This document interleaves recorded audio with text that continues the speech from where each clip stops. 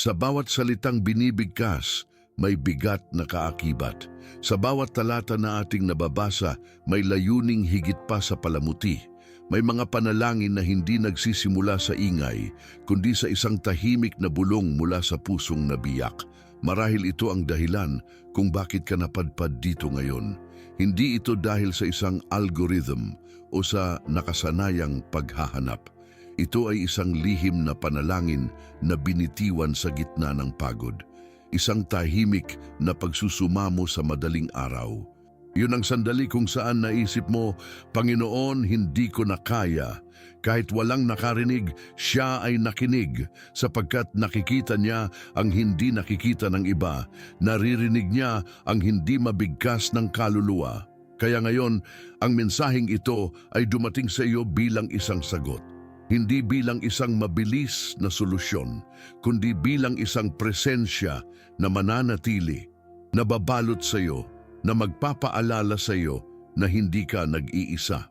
Bagaman ang aking laman at puso ay nanghihina, ang Diyos ang bato ng aking puso at ang aking mana magpakailanman. Awit 73:26. Marahil ay idinilat mo ang iyong mga mata kaninang umaga, ngunit hindi mo naramdaman na gising ka. Bumangon ang iyong katawan mula sa kama, ngunit ang iyong kaluluwa ay naiwan sa isang hindi nakikitang sulok. Tumingin ka sa salamin at hindi mo nakita ang isang malakas na tao, kundi isang taong pagod. Alam mo, hindi ito pisikal na pagod. Hindi ito kakulangan ng tulog, kape o pahinga. Ibang bagay ito. Ito ang pagod ng kaluluwa na naipon pagkatapos ng paulit-ulit na pagpapanggap na ayos ka lang. Pagkatapos ng napakaraming mahihirap na desisyon, pagkatapos ng labis na pagbibigay ng hindi nararamdaman na tumatanggap ka. Ito ang mabigat na katahimikan na dumarating kapag nananalangin ka at tila walang sagot. Ito ang bigat sa dibdib na hindi mapapawi ng magagandang salita. At doon sa mismong puntong iyon, doon ka hahanapin ng Diyos ngayon, hindi sa iyong lakas, hindi sa iyong kakayahan, kundi sa iyong limitasyon. Sapagkat ang panalangin ito ay hindi para sa mga nakakaramdam ng lakas. Ito ay para sa mga lihim na umiyak, para sa mga bumabangon araw-araw kahit ayaw nila, para sa mga patuloy na naniniwala kahit hindi na sila nakakakita ng malinaw, para sa mga nagsasabing Amen na may nanginginig na boses. Para sa mga ayaw sumuko, ngunit hindi na alam kung paano magpapatuloy. Ito ay para sa iyo dahil kahit na lahat ng nasa loob mo ay tila nagsasabing, hindi ko na kaya. May isang mas malalim, mas walang hanggan at mas tapat na boses na bumubulong, ako ang makakakaya at ako ay sapat. Ngayon, hindi mo kailangang magpakita ng anuman. Hindi mo kailangang magpanggap na may pananampalataya. Hindi mo kailangang magkaroon ng tamang mga salita. Kailangan mo lang sumuko. Isuko ang iyong pagod. Isuko ang iyong pagtatangka na kontrolin ang lahat. Isuko maging ang iyong panalangin, sapagkat ang Diyos ay hindi humahanga sa iyong lakas. Siya ay lumalapit sa iyong kahinaan. Hindi niya hinihingi na bumangon ka ng perpekto. Siya ay yumuyuko kapag nakikita kanyang nasa sahig at doon sa marupok, tunay at walang pagkukunwaring lugar na iyon, siya ay nagiging iyong mana. Ngayon, habang pinakikinggan mo ang mga salitang ito, huminga ka ng malalim. Hindi para tumakas mula sa sakit, kundi para bigyang puwang ang Diyos. Bigyan siya ng puwang upang makapasok, hindi sa iyong schedule, hindi sa iyong mga plano, kundi sa iyong sakit, sa iyong kawalan ng pag-asa, sa hindi mo masabi kaninuman. Ang umagang ito ay banal dahil ito ay isang umaga ng pagsuko at ang bawat tunay na pagsuko ay nagbubukas ng pinto sa walang hanggang ginhawa. Manatili ka, makinig ka. Hindi ito magiging isa na namang panalangin. Ito ay magiging isang hindi nakikitang dambana sa pagitan mo at ng Diyos. At sa dambanang iyon, ang iniaalay mo ay hindi perpekto, kundi ang iyong pagod. At ang matatanggap mo ay isang kapayapaan na hindi maipaliwanag. Madarama lang, mahihinga lang, masasaksihan lang. May mga pagod na hindi gumagaling sa pamamagitan ng karagdagang oras ng pagtulog. May mga kawalan na hindi napupunan ng pisikal na pahinga o mga distraksyon. May isang uri ng pagod na tahimik na naninirahan sa kaluluwa. Walang nakakapansin nito, ngunit nararamdaman mo ito araw-araw. Sa mga buntong hininga na tumatakas ng walang malinaw na dahilan, sa patuloy na pakiramdam na may binubuhat kang bigat na higit pa sa kaya mong dalhin, sa kawalan ng pag-asa na hindi sumisigaw, ngunit nararamdaman tulad ng isang walang humpay na alingaw-ngaw sa puso. May espiritual na pagkapagod na dumarating kapag naibigay mo na ang lahat sa panalangin at tila nananahimik ang langit. Kapag naniwala ka ng buong lakas at ang mga bagay ay nananatiling pareho.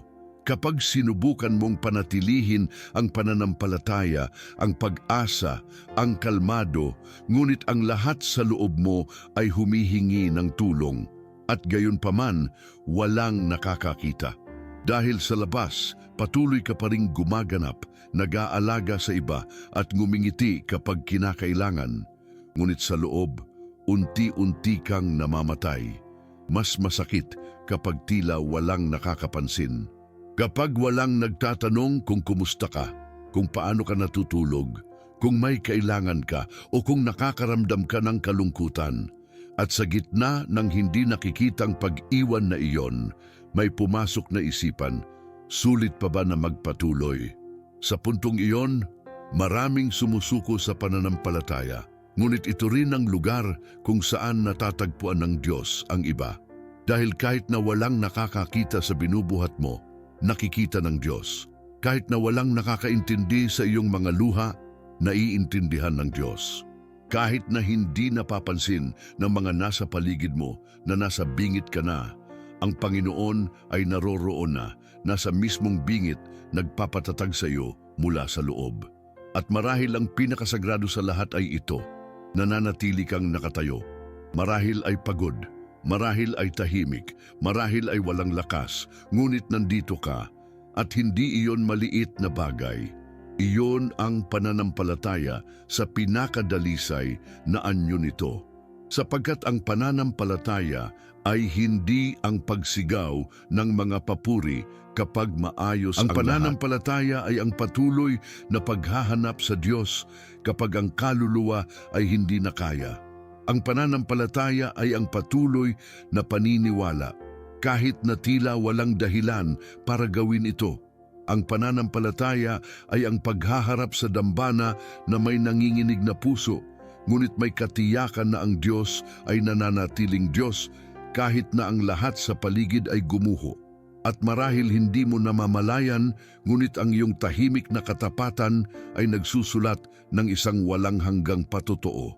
Hindi para palakpakan, hindi para makita, kundi para kapag dumating ang araw ng kasagutan, maaari mong sabihin na may luha sa iyong mga mata.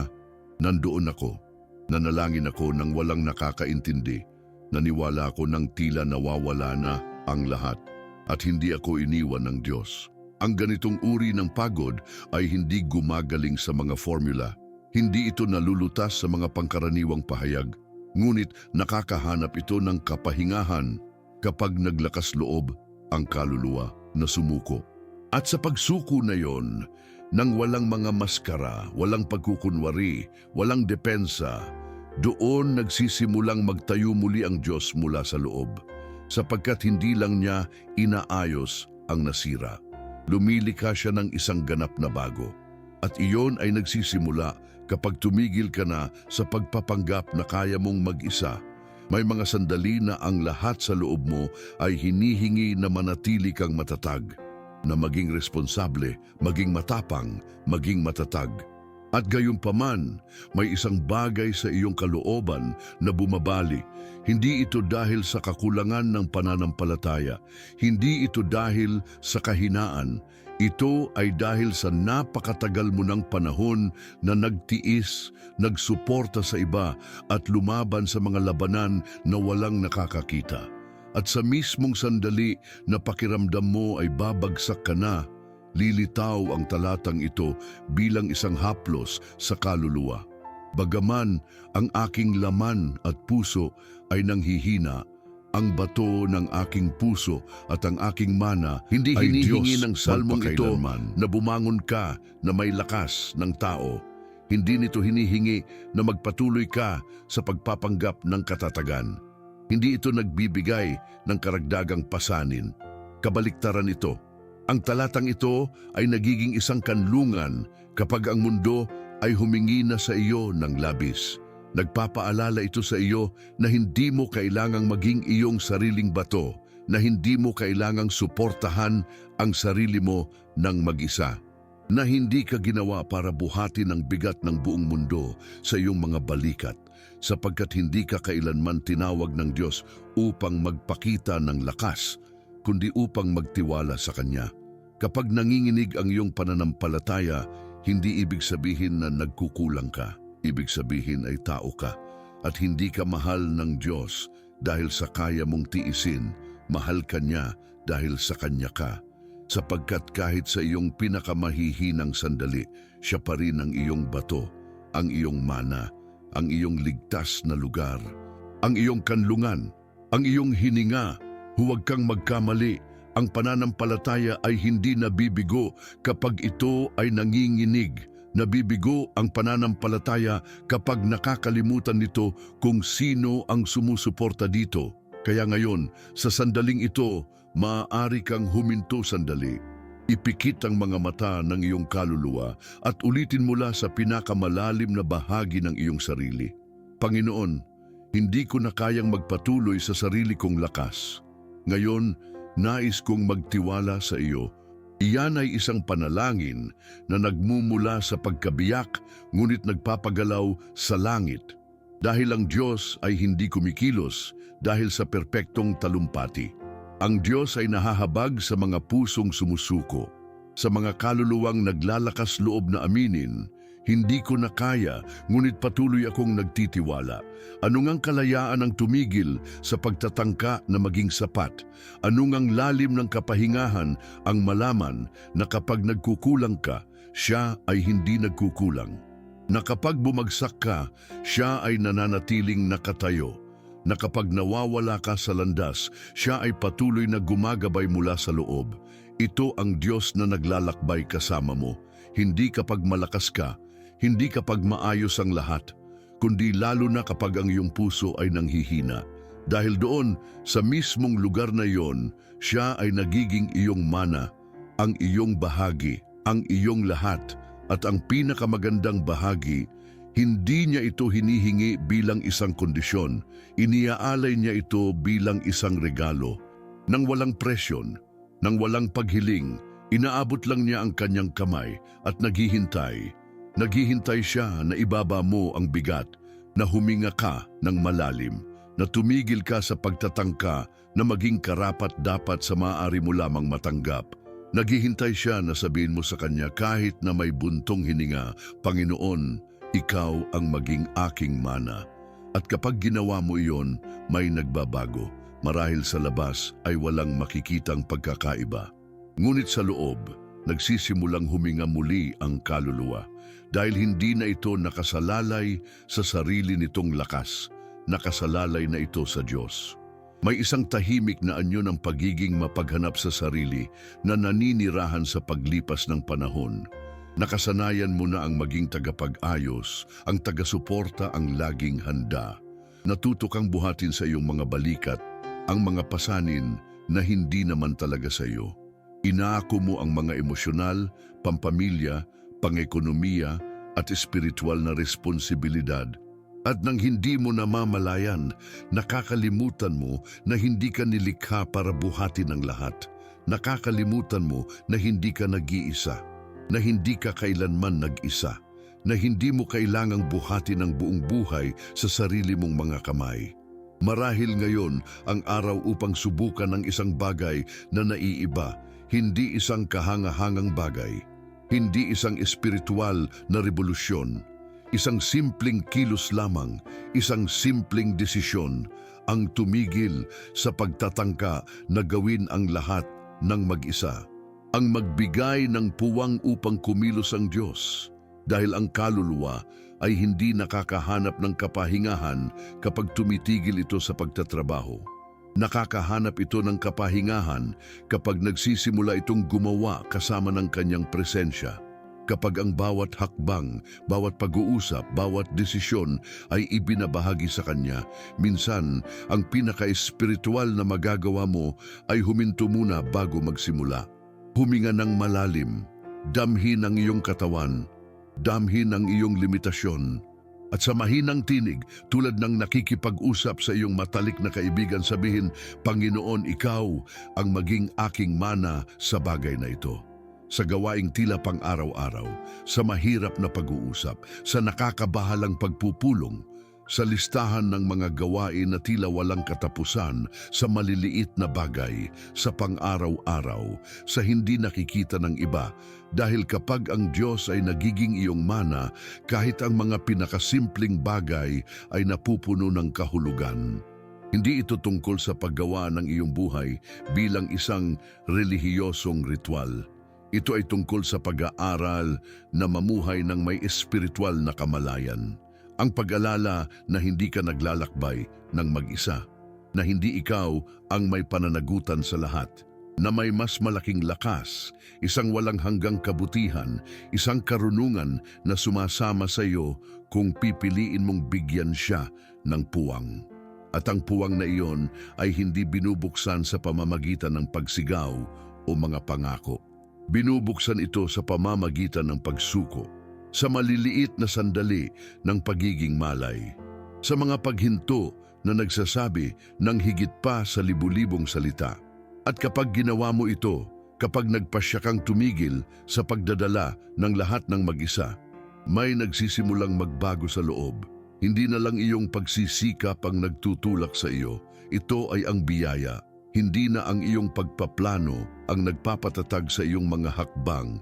Ito ang gabay ng Diyos. At iyon ay hindi ka ginagawang mas mahina. Ginagawa ka nitong mas malaya. Dahil ang tunay na kalayaan ay hindi ang gawin ang lahat ng mag-isa. Ito ay ang malaman na maaari kang magpahinga. At kahit sa iyong pahinga, patuloy na gumagawa ang Diyos. Patuloy siyang gumagabay. Patuloy siyang nagiging iyong mana. May mga imahe na hindi nangangailangan ng paliwanag dahil agad na naiintindihan ng kaluluwa ang mga ito. Isipin mo ang sarili mo na naglalakbay sa isang disyerto. Hindi isang disyerto ng buhangin at araw, kundi isang panloob na disyerto. Isang lugar kung saan tila sumisingaw ang mga panalangin, kung saan ang bawat hakbang ay doble ang hirap, kung saan ang uhaw ay hindi pisikal, kundi espiritual, kung saan may bitbit kang sirang bag, puno ng mga responsibilidad na tumatakas sa pagitan ng iyong mga daliri, puno ng mga inaasahan na hindi mo na kayang buhatin. Ganyan ka nakikita ng Diyos kapag ipinipilit mong magpatuloy nang wala siya. Ganyan mo makikita ang sarili mo kapag sinubukan mong harapin ang lahat sa sarili mong lakas. Ang disyerto ay may kakaibang paraan ng paghahayag sa iyong mga limitasyon upang ipaalam sa iyo kung ano talaga ang mahalaga, upang harapin ka sa katotohanan ng iyong pangangailangan. Doon walang mga distraksyon, walang mga artipisyal na kanlungan. Tanging ikaw lang ang iyong pagod at ang posibilidad na sumuko o magpatuloy sa pagpapanggap. At sa mismong disyertong iyon, nagpapakita ang Diyos bilang buhay na tubig. Hindi para magpatuloy ka sa paglalakbay sa pamamagitan ng inersya, kundi para uminom ka, para huminga ka, para magpahinga ka, para muli mong maalala na hindi ka nag-iisa. Hindi ka tinatawag ng Diyos na maging matatag dahil sa pagmamataas. Hindi ka niya hinihingi na maging isang espiritual na bayani. Alam niya na hindi mo kaya. Kilala ka niya. Alam niya ang iyong mga takot, ang iyong mga pagdududa, ang iyong mga pagkabigo. Alam niya ang labanan na tahimik mong nilalabanan tuwing umaga. At gayunpaman, hindi ka niya sinisisi. Hindi niya hinihingi ang pagganap. Inaanyayahan ka niya, inaakit ka niya, Iniaalay niya sa iyo ang isang lugar kung saan maaari mong bitawan ang lahat at ang lugar na iyon ay hindi geographical. Ito ay espiritual. Ito ang sandali kung kailan ka nagpapasya na tumigil sa pagtakbo, tumigil sa pagpapanggap, tumigil sa pagsuporta sa sarili. Dahil ang disyerto ay hindi ang katapusan ng landas. Ito ang lugar kung saan inihahayag ang iyong tunay na pinagmulan. Ito ang entablado kung saan tumitigil ka sa pagdepende sa sarili at natututong umasa sa Diyos. Hindi dahil sumuko ka sa iyong mga responsibilidad, kundi dahil nauunawaan mo na hindi ka maaaring magpatuloy nang wala ang kanyang gabay, kanyang lakas at kanyang presensya. Marahil ngayon, ikaw rin ay nasa isang disyerto. At kahit na walang nakakakita, kahit na sa labas, ay tila umuusad ka, alam mo na may isang bagay sa loob mo na tuyo. Ngunit makinig ka ng mabuti, kahit sa pinakatuyong disyerto, ang Diyos ay maaaring magpaagos ng isang bukal. Kahit na ang kaluluwa ay pinakapagod, ang Diyos ay maaaring lumikha ng isang bagong tagsibol. Dahil hindi kanya pinagmamasdan mula sa malayo. Naglalakbay siya kasama mo. Nagiging anino siya kapag nagliliyab ang araw. Nagiging tinapay siya kapag wala ng pagkain. Nagiging tubig siya kapag pakiramdam mo ay hindi mo na kaya. At ang pinakamahalaga, hindi kanya tinatawag na manlaban sa pamamagitan ng lakas. Tinatawag kanya na magpahinga sa pamamagitan ng pagtitiwala. Dahil sa disyerto, hindi ang pinakamalakas ang nakakakaligtas. Ang nakakakaligtas ay ang mga natututong umasa, ang mga nagbababa ng sirang bag, ang mga tumitigil sa paghahanap ng mga tuyong bukal, ang mga sa wakas ay nauunawaan, ang aking laman ay maaaring magkulang, ngunit ang Diyos, ang aking mana magpakailanman, at yun ay sapat. Yun ang sumusuporta, yun ang nagpapanibago, yun ang nagbabago sa disyerto, sa isang dambana. May mga parirala na hindi binibigkas ng bibig kundi ng kaluluwa. Mga parirala na hindi mga mahiwagang formula o mga walang laman na kasabihan. Ang mga ito ay mga salita na itinanim sa tuyong lupa ng puso. Mga salita na nagiging mga angkla kapag ang lahat ay nanginginig. Isa sa mga ito ay, bagaman ng aking puso ay nanghihina, ikaw ay nananatiling aking mana. Basahin mo itong muli, ngunit sa pagkakataong ito, damhin mo. Hayaan mong pumasok ito, hayaan mong umalingaw-ngaw ito sa loob mo. Dahil hindi ito isang magandang ideya, ito ay isang katotohanan na sumusuporta kapag tila bumabagsak ang lahat.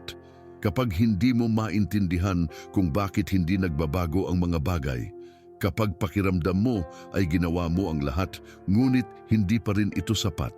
Kapag ang sakit ay bumabalik sa mga alon at ang pag-asa ay nagtatago, doon sa mismong lugar na iyon, ang pariralang ito ay nagiging isang kanlungan, isang kublihan, isang sagot.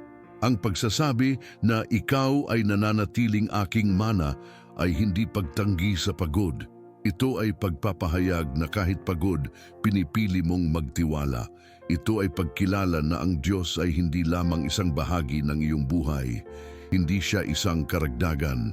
Hindi siya isang pang-emergency na mapagkukunan. Siya ang iyong mana, ang iyong bahagi, ang iyong pamana, ang iyong ikinabubuhay. Siya ang lahat ng kailangan mo, kahit na kulang ang lahat ng iba. Ang pariralang ito ay hindi ginawa upang maging maganda pakinggan. Ito ay ginawa upang suportahan ka kapag ang lahat ay bumabagsak. Hindi ito isang espiritual na palamuti. Ito ay isang ugat na kumakapit kahit sa pinakapira-pirasong lupa. Isang ugat na kung didiligan mo tuwing umaga ng pananampalataya ay magsisimulang mamunga. At ang bunga na yon ay hindi kaagad.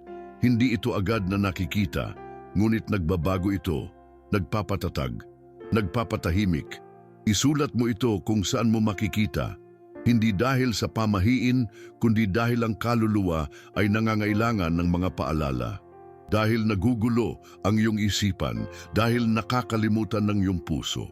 Dahil sa gitna ng ingay at mga balita na mga alalahanin at mga gawain, kailangan mong bumalik sa katotohanan ito. Kahit na ang lahat sa loob mo ay magkulang, ang Diyos ay hindi magkukulang. Kahit na ang iyong boses ay mabasag, ang kanyang katapatan ay mananatili.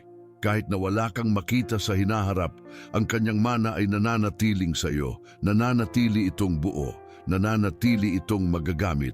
Ulitin ang pahayag na ito hindi tulad ng isang naghihintay ng mahika, kundi tulad ng isang nagtatayo ng dambana. Tulad ng isang sa gitna ng alikabok ay nagtatayo ng isang maliit na sagradong espasyo kung saan maaari siyang sabihin, "Dito, sa lugar na ito ang Diyos ay nananatiling aking mana at siya ay magiging bukas at siya ay magiging sa gitna ng bagyo. At siya ay magiging kapag umalis ang iba. At siya ay magiging kahit na hindi bumalik ang iyong lakas tulad ng dati. Dahil ang ibinibigay ng Diyos ay hindi nakasalalay sa iyong pagganap. Nakasalalay ito sa kanyang pag-ibig. At ang pag-ibig na iyon ay hindi nauubos, hindi umaalis, hindi ka nakakalimutan. May mga buhay na hindi gumagawa ng ingay, ngunit nagsusulat ng mga walang hanggang patotoo. May mga tao na hindi nagpo-post ng mga larawan o nagkukwento ng kanilang mga pakikibaka, ngunit araw-araw ay mga naglalakad na himala. Mga taong hindi lumalabas sa mga headline, ngunit pinagmamasdan ng langit na may kabutihan. Dahil patuloy silang nakatayo at hindi nila alam kung paano. Dahil patuloy silang naniniwala kahit hindi sila nakakaintindi. Dahil patuloy silang nagmamahal kahit na nasaktan sila ng pag-ibig. Dahil patuloy silang nananalangin kahit na ang katahimikan ang tanging sagot. At ang pagpapatuloy na iyon, ang maliit na kilos ng tahimik na katapatan, ay biyaya rin. Ang biyaya ay hindi laging mukhang maluwalhati. Minsan, mukha itong isang taong bumabangon kahit na wala siyang gana. Tulad ng isang taong naglalakad ng mabagal, ngunit matatag. Tulad ng isang taong umiiyak, ngunit hindi sumusuko. Tulad ng isang taong pagod, ngunit hindi tumitigil sa pagtitiwala. At marahil ikaw ay isa sa kanila. Marahil hindi mo namamalayan, ngunit ang iyong tahimik na pagtitiis, ang iyong pagtitiyaga ng walang palakpak, ang iyong pananampalataya na may mga bitak ay nag-iiwan ng marka sa hindi nakikita. Dahil may isang uri ng lakas na hindi nararamdaman tulad ng kapangyarihan. Nararamdaman itong tulad ng pagpapatuloy. Tulad ng bawat araw ay isang hiwatig na himala. Tulad ng buong buhay mo ay nakasalalay sa isang hibla, at ang hiblang yon ay ang kamay ng Diyos. At maaring maramdaman mo na mahina ka. Maaring isipin mo na walang halaga ka. Maaring maramdaman mo na wala kang ginagawang pambihira, ngunit may mas malalim na nangyayari. Ikaw ay sinusuportahan ng biyaya, at iyon mismo ay isang patotoo. Hindi mo kailangang intindihin ang lahat ng iyong pinagdadaanan. Hindi mo kailangang ipaliwanag ang bawat luha o bigyang katwiran ang bawat pagbagsak. Dahil ang iyong kwento ay hindi sinusukat sa nakikitang mga tagumpay. Sinusukat ito sa katapatan kung paano ka patuloy na naglalakbay. At kung nakikinig ka ngayon, kung ang iyong kaluluwa ay naaantig ng mga salitang ito ay dahil nais ng Diyos na ipaalala sa iyo, hindi ka naglalakbay ng mag-isa. Hindi ka kailanman nag-isa, kahit na umalis ang lahat, kahit na walang nakapansin sa iyong pakikibaka, kahit na wala ka ng lakas. Nandoon siya, palagi, sa lihim, sa pinakamalalim na bahagi, sa hindi mo maipaliwanag. At marahil ngayon ang simula ng isang bagong paraan ng pananalangin, hindi mula sa tungkulin, hindi mula sa pagsisikap, kundi mula sa pagsuko, mula sa buntong hininga, mula sa pagsukong hindi pagkatalo, kundi kalayaan. Dahil ang Diyos ay hindi naghihintay na dumating ka ng buo. Kinukuha ka niya ng nasira ka. Hindi siya humihingi na magkaroon ka ng lahat ng mga sagot. Niyayakap ka niya sa gitna ng iyong mga pagdududa. Hindi niya hinihingi na gumaling ka ng mag-isa. Ginagaling ka niya habang nagpapahinga ka. At yun ay biyaya rin. Biyaya na bumabalot sa iyo. Biyaya na sumusuporta sa iyo. Biyaya na sapat para sa iyo. Palagi, kahit na hindi mo na kaya, lalo na kapag hindi mo na kaya, may isang katotohanan na hindi nagbabago kahit na magbago ka. May isang pangako na hindi napuputol kahit na pakiramdam mo ay sira ka. May isang presensya na hindi lumalayo kahit na pakiramdam mo ay malayo ka. Ang katotohanan iyon, ang pangakong iyon, ang presensyang iyon ay ang Diyos. At hindi siya sinusukat sa kung ano ang nagawa mo o sa kung ano ang nararamdaman mo o sa kung gaano kalaki ang pananampalataya na kaya mong hawakan. Nananatili siyang tapat kahit na nagkukulang ka. Nananatili siyang malapit kahit na lumalayo ka. Nananatili siyang iyong mana kahit na ang iyong puso ay nanghihina. Ngayon, marahil sa unang pagkakataon sa mahabang panahon, iba ang paghinga ng iyong kaluluwa. Hindi dahil sa nawala ang iyong mga problema, kundi dahil ang iyong kalooban ay muling nakahanay sa katotohanan. At ang katotohanan ay ito, hindi ang iyong lakas ang sumusuporta sa iyo. Ito ay ang Diyos. Hindi ang iyong pagiging matatag, hindi ang iyong kakayahan na umunawa, hindi ang iyong kakayahan na manalangin ng maayos. Ito ay ang kanyang katapatan, kanyang kabutihan, kanyang yakap na hindi nakasalalay sa iyo, kundi sa kung sino siya. Kapag bumagsak ka, siya ay nananatili. Kapag nabiyak ka, siya ay nagtatayo muli sa iyo. Kapag nagdududa ka, siya ay nagpapatunay muli sa iyo. At kapag sinabi mo, Panginoon, wala akong maibibigay sa iyo ngayon, sasagutin ka niya, ako ang lahat ng kailangan mong matanggap. Dahil ganun ang kanyang pag-ibig. Hindi ito dumarating kapag nararamdaman mo na karapat-dapat ka. Dumarating ito kapag alam mo na mayroon kang pangangailangan. Hindi ito nagpapakita sa iyong pagiging perpekto, nagpapakita ito sa iyong pagsuko. Kung ang mga salitang ito ay nakaantig sa iyo, kung ang panalangin ito ay tulad ng tubig sa gitna ng disyerto, pagkatapos ay pahalagahan mo ang sandaling ito. Hindi tulad ng isang nag-iingat ng isang magandang alaala, kundi tulad ng isang nagtatalaga ng isang dambana. Ang sandaling ito ay hindi isa na namang video. Ito ay isang banal na pakikipagtagpo. Ito ay isang sagot sa mga panalangin na matagal nang nasa katahimikan. Ito ay isang panimulang punto, hindi patungo sa pagiging sapat sa sarili, kundi patungo sa tunay na pag-asa sa Kanya na hindi kailanman nagkukulang. Panginoon, ngayon ikaw ang aking mana, hindi lang aking tulong, hindi lang aking gabay, hindi lang aking pag-asa, ikaw ang aking mana, aking lahat, aking kapayapaan kapag ang lahat ay gumuho, aking lakas kapag hindi ko na kaya, aking ginhawa kapag walang nakakaintindi, aking katotohanan kapag ang lahat ay tila kasinungalingan. At kung ikaw ang aking mana, wala na akong kakulangan, kaya maaari akong magpatuloy, kaya maaari akong magpahinga, kaya maaari akong magsimula muli. Itago mo ang parira lang ito sa iyong puso, isulat mo ito sa iyong kaluluwa, dahil magkakaroon ng mga araw na ang tanging mayroon ka ay ang pahayag na iyon, at iyon ay magiging sapat. Dahil kapag ang lahat ay magkulang sa iyo, kapag gumuho ang mundo, kapag ang iyong puso ay nanghihina, ang Diyos ay mananatili doon.